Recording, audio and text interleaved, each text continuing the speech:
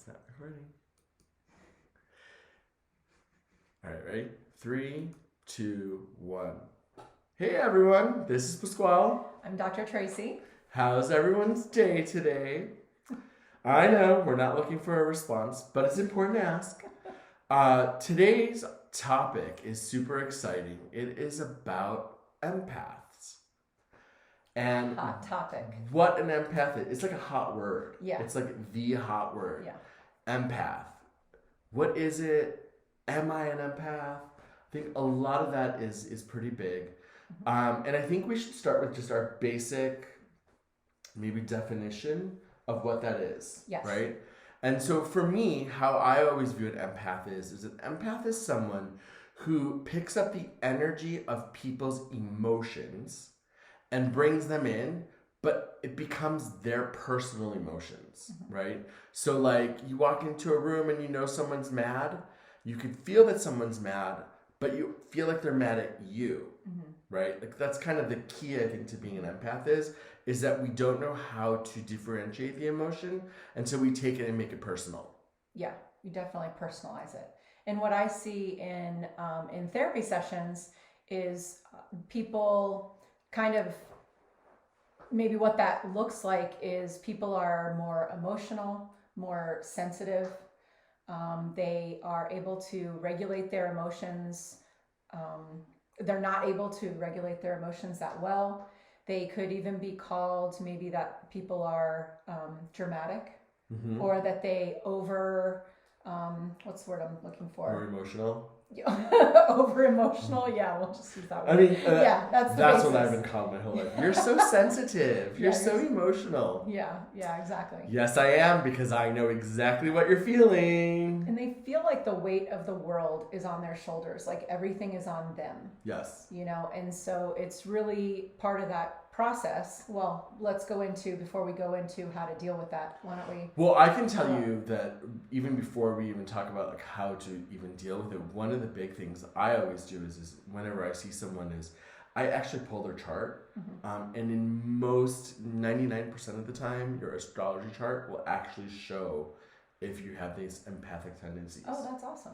So it's a really big thing.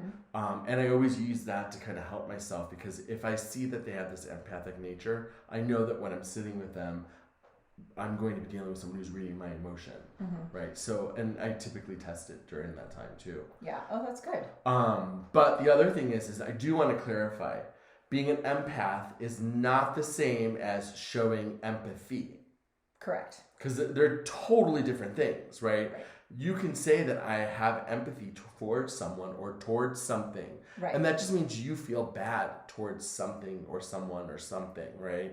Being an empath is not feeling. It's feeling, but it's personalizing that feeling. And that's the key difference. And not just personalizing, but it's that too, but also like we can confuse it for our own emotions. Yes. So, because that's the biggest part. Because I tend to not personalize, but I tend to feel it like it is yours. It was mine. But isn't that personal? It's well, because you gave the example of thinking that it was about you. Yeah. That to me is personalizing. Yes, I'm talking about like you had that look like I caught you saying something stupid. Not stupid. There's nothing stupid. No. But maybe I out-doctored the doctor. No, but what I'm talking about is I will, like, if I'm feeling anxiety or that like agitation, anger, or sadness, like I will think it's me that's angry or sad, and then I start to look within, thinking that I'm sad, not realizing, no, I'm not sad. This other energy that I was feeling was sadness. Yes. But that's that's part of the separation. Does that make sense? Totally. Okay. But I will tell you, I think it comes in waves, right? Because I think the first time you feel the energy, you start to personalize it and feel like, oh, that person's mad at me, right? But then what happens is that as the energy stays within you, it starts to like grow and become more turbulent, which then makes it like your own. Then you start to own it. Right. Gotcha. Right. And I think it's like the stages of it. But yes, I would agree. Yeah, that makes sense. But like you're basically taking that on and making it about you. Right. Whereas someone who's showing empathy Mm-hmm. is not. It's a very Correct. different thing. And so Right. I always like to point that out because being an empath is such a kind of hot word right now. Yeah. A lot of people are like saying, I'm an empath, and Mm-hmm. and you have empathy, which is great because you care about people or things, right? But you're not really carrying that intuitive emotion. Right. And I think we are always led, even unconsciously, we're led very naturally to want to find reasons for our behavior or our emotions. And I think too, I think a lot of people are trying to, that may be more emotional or sensitive or dysregulated, could be trying to look for that as kind of like either an explanation or possibly an excuse. Yeah. So that's really, and it's a very fine line, so that's very kind of difficult to differentiate. But I love how you mentioned, like, you can actually validate that with like a session, to like an astrological session. I think an astrological session, and then just kind of playing the emotion, like, do you feel me? Yeah. Not literally like that, but it goes a little more. Yeah. But more in depth. It's a more detailed thing. Yeah. But gotcha. it's a great thing, because I think that one of the biggest things that I have found over the years has been that more and more people are, because it's such a hot word, we're actually identifying more empaths. Yeah. And actually helping them, which I think is brilliant. Yeah. And really, whether you are or aren't, actually, if you identify with that and that helps give you that explanation or that validation, then it's still a good thing. Like, you don't have to necessarily like have it validated, and that means that, if this is something that you connect with, and then you can use that to help you, just don't use it as an excuse for your behavior and just be like, well, I'm an empath. Like I've seen that, and it's not a scarlet scary. letter. Yeah, exactly. And it's not a bad thing. Right. And so, I think that, but I think if you identify that and use that to your advantage. I'm going to use it as an excuse now. No, I am not going to do the dishes today. I am an empath. No, I am not going to help you with your homework. I am an empath. I oh my love God, that they need excuse. like a South Park episode on that. Oh my God. I am calling them right now. You heard it here first. That was like, did you see the anxiety one? He's like, I have anxiety. I did. I love that this is like the greatest excuse. Yeah. I am totally going to use it. That's awesome. Like, right? wait. But you have to do it, and you have to do the hair. I am an empath. You gotta do the hair flip with it. Sorry, but I can't do that. I am an empath. Oh my gosh. Sorry, I totally digress. No, that's perfect. But it's truly a true thing, because yeah. I've actually seen that. And I have too, and it's kind of like, okay. But if you do identify with it and you're using that, just like anything else, right? And that's what any sort of coming from, psychologically, any diagnosis is really for. It's not to label you.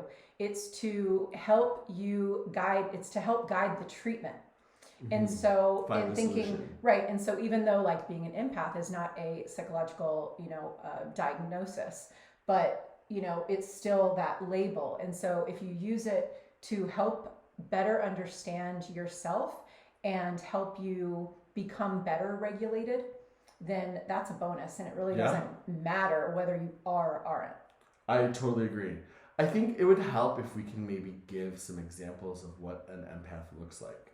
Okay. Like real life examples, because I have so many. Go for it. But you have some as well.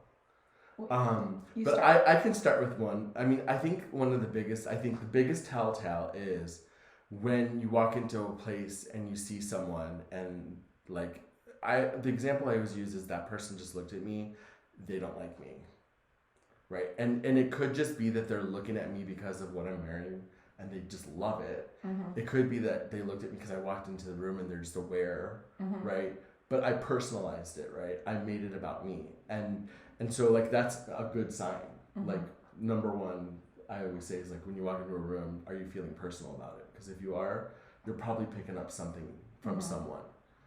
I get more where I walk into the room and I can feel like if there's just like kind of like an ick energy. And I'm like, ugh. You know, and you feel like something happened in there before, whether it was like an argument or like, you know, some, you know, just sort of bad energy. Yeah. I mean, it could be also positive, right? You can walk in the room and be like, wow, this is like a happy place. I feel it more. I think you tend to notice it more when it's negative. But yes, it can definitely be. I will tell you, one of the things is like, in my space where I work every day, it's like, it's super sacred, right? Like, so it's saged and it's cleansed and these bowls are going off and like the music, and like I make it a point to make the energy of the room be really good.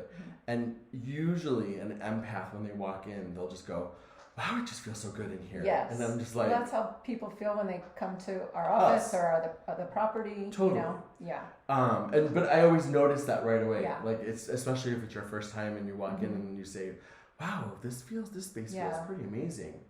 You're already picking up something. Right. You know what I mean? That's a good example. The other one that I always like to kind of point out, because I wasn't like diagnosed as an empath until I was like 18. And it was in one of my circles. Just to clarify that, there's no diagnosis. Correct. I just want to be clear on that. You find that... It's more a spiritual you term, spiritually related term. It's becoming more mainstream. But I was just giving like the psychological perspective of what that looks like. But I just want to be clear about that. But it's not a diagnosis, but it's you identify it. You realize who you are, right? Yeah. Like, and that was pointed out when I was 18. And I think for me the big like example was I would go, like, I grew up in Chicago, so you'd go to the mall, right? Like you'd go shopping, like that's what you did, you know. And I would go to the mall and I would be, you know, seeing people and hanging out and doing whatever. And as I started, from the moment I started, would be happy, and by the time I left, I was drained, I was exhausted, I was like, I wasn't sure what I was feeling, and I typically would fall asleep in the car. I would fall asleep when I got home.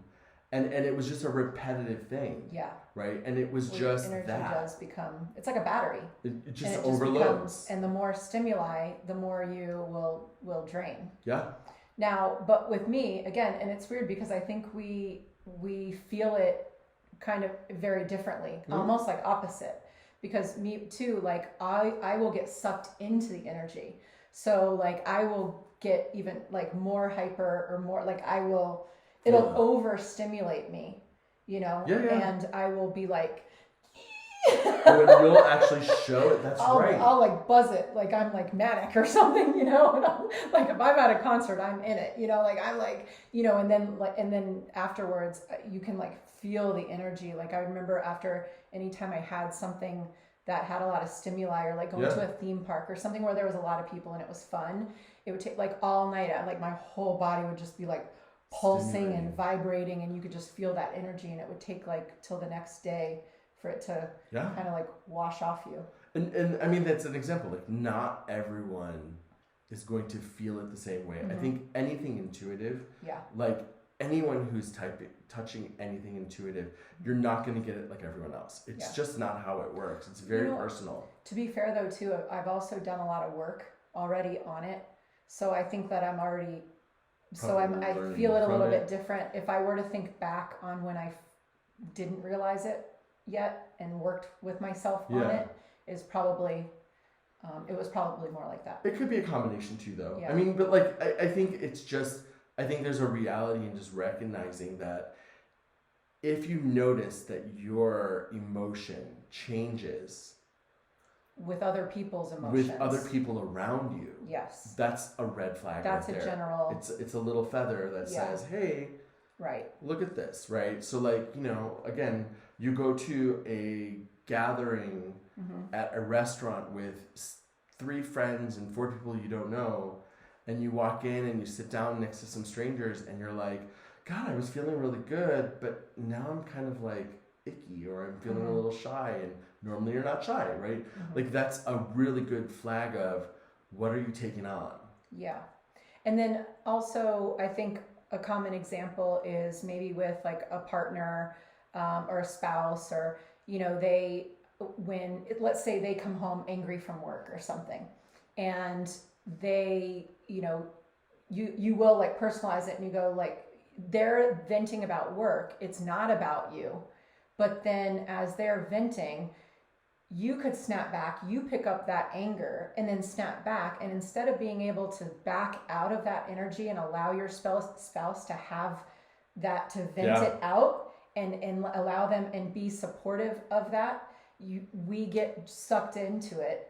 And then now we're part of the problem and not part of the solution. And now we're fighting with our spouse. Well, and now the energy is just clashing. Exactly. And you're going to continue clash. It's and it's not even just spouse. It's anyone. Well, that's you could be living with your family, with your brothers and sisters, your moms and your dads. And everybody's fine, and then somebody comes home upset or anxious or sad or whatever, and it kind of drains the energy in the room. Shifts everything. Yeah. There was a show that I recently watched that actually had that, and my son had made a comment, and he was like, "Wow, do you think that person is changing the energy?" And I was like, "Probably." So he's catching on to it, right? But like it's just the truth, right? And so I think it's just starting to look for those flags, right? That's how a good way to realize it, you know. I remember the first time I went to Mardi Gras, which again I was young, very, very young, and I had gone, and man, I was like drained. Like I slept probably for days. Like it was just not a good thing for me. And I remember going, I hated it. And I hated being like the people. How old were you? I was 21, 22. I was a baby. So I went around that time. I mean, I went to Florida State University, so it was just like we were probably there at the same time. Short drive. We probably were, because it was at that. I was 19, 20, 21. We went like 4 years in a row, you know. But I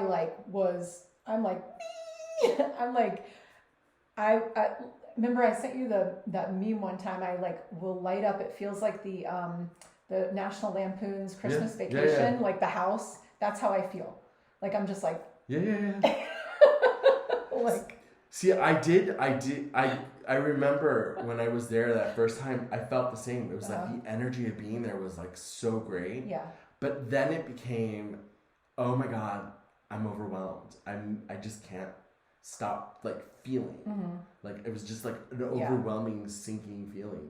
And it just continued to go down. I mean, I was there for 3 days. And by the third day, I was like, you guys just go. I'm good. I'm not going. Like, and I couldn't like do anymore. I'm glad we didn't go together. However, once you know what to do, it's a different story. I can go now and that's also amazing. Like being able, you know, that speaks to being able to allow and accept and to be able to roll with the energy and be able to like back up out of it when you need to, because when things do become overwhelming, you need, we can go into like how we deal with that. Yeah, I think we can probably talk about like the basic techniques on what to do, right? And I always go with number one. Ask yourself, if you recognize that I am walking in and I feel a certain way, and the minute I start feeling a different way and I notice there are other people around, even animals, because animals can affect you too, you need to ask yourself, is this mine? Yeah, that's what I ask clients. It's my first question that I ask myself. It sounds so simple, but just that check in with ourselves and having that awareness is really powerful. Yes. And so like I say the exact same thing, and we've never even talked about this before. I would say, just say, is this mine or somebody else's? No, but it's a truth. It's a truth. You need to ask yourself, is this mine? Right. And to this day, I still do it. I mean, I was recently out with some friends, and we were out, and I was happy, and then all of a sudden I was like, why am I so mad?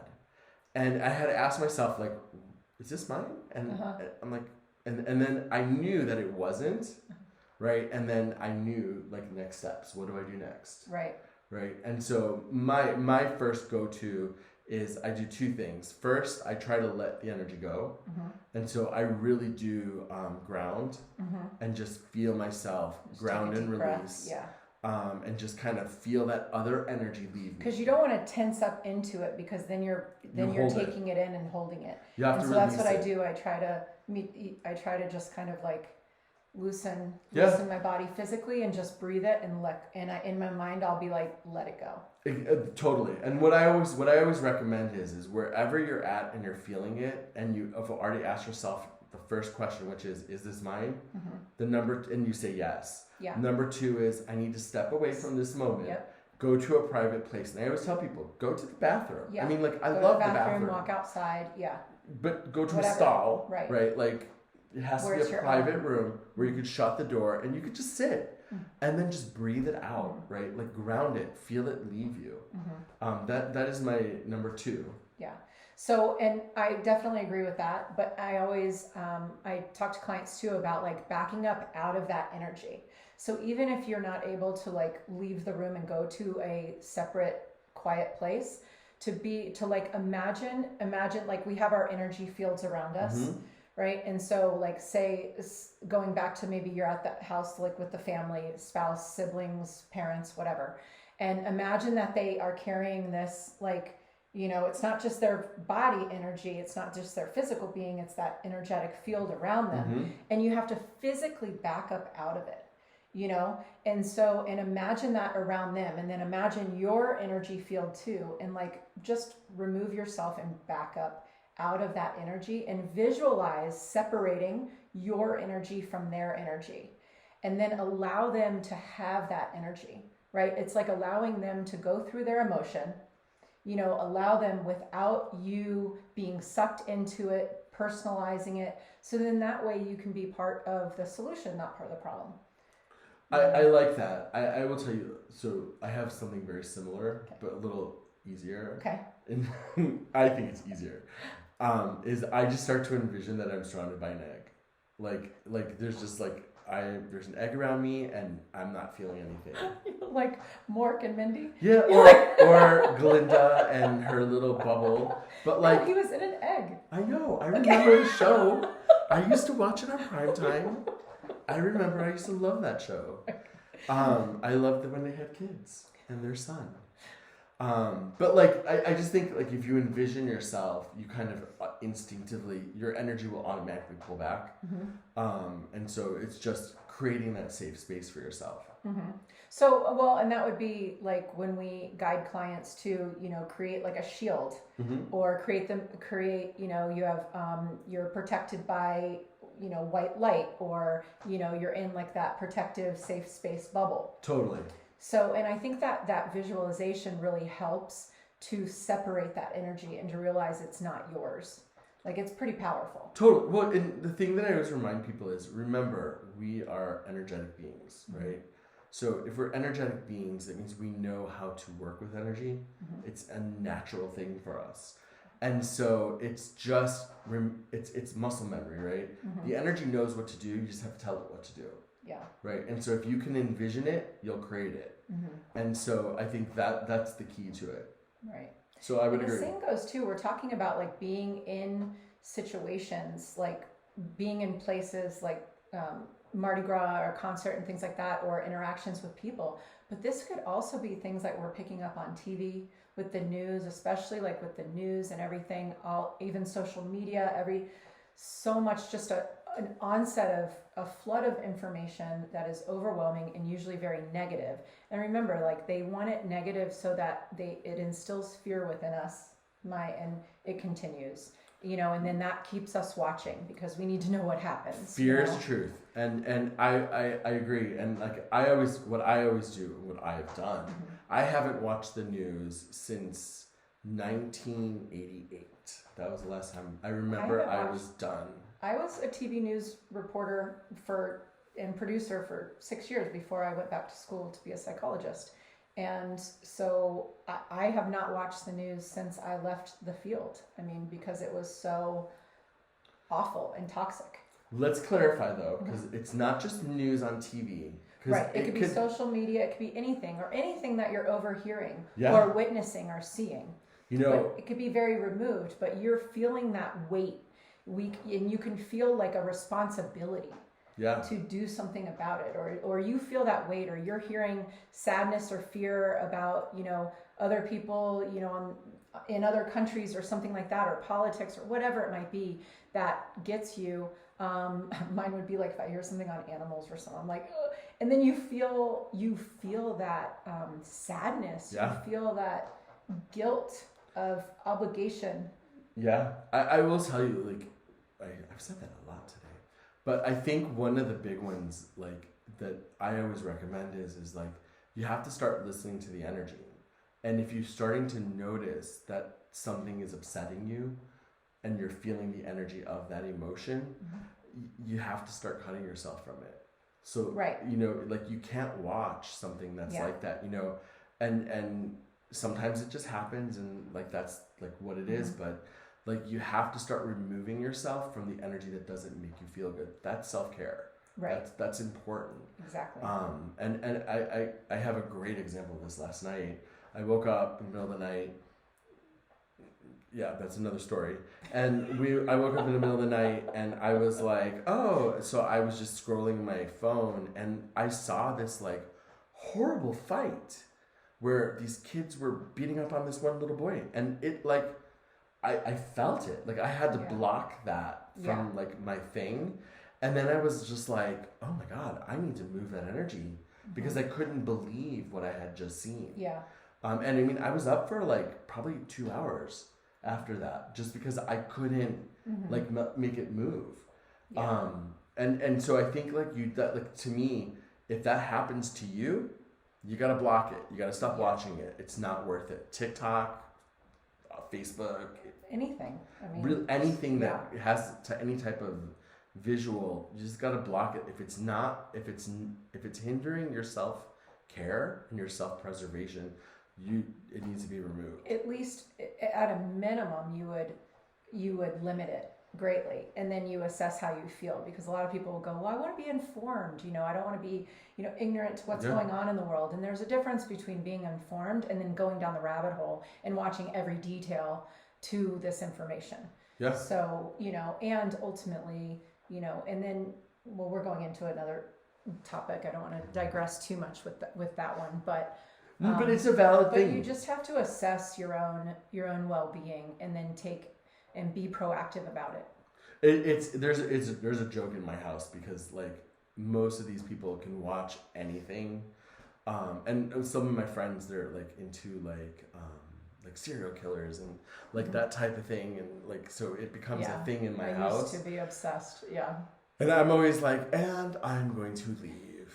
I won't be a part of that, because the minute I see one thing, like my problem is that it's in my mind and I won't let it go. Like it will stay there. Yeah. Like it's horrible. And so like that's the caution, is like you just need to know. So like everyone who lives with me knows that if it's going to be something violent, hurtful, something that's like real is the best way to describe it, I'm out. They won't even put it on when I'm in the room. Well, it's good. Yeah, because I'll leave. Yeah. I can't do it. So empaths. Yes. Check for your flags, right? Let's make sure that you know what your flags look like. And if you need help, you can always reach out to us. We'd be happy to kind of guide you. Or post your questions. Posting your questions is an amazing thing to do. And until next time, have a great day. Bye.